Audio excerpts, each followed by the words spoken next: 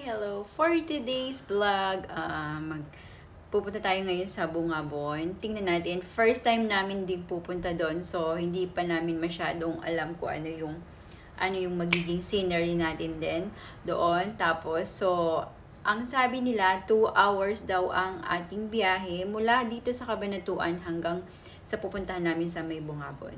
So, yung una naming target na place na hindi namin nakuha ng maaga kasi nakalimutan siyang i-book.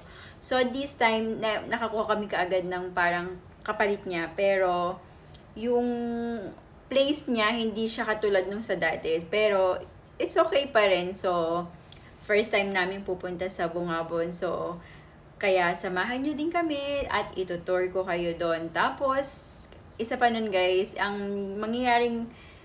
magaganap ngayon doon is yung parang sa team building namin, outing ng team building ng buong ICMC Hospital kung saan kami nag-work. So, masaya siya. Sa tingin ko magiging masaya. So, kasi last time na naka-attend ako noon, parang twice na yata ako naka-attend. Masaya naman siya. So, hopefully, mas masaya to ngayong team building. So, punta na tayo.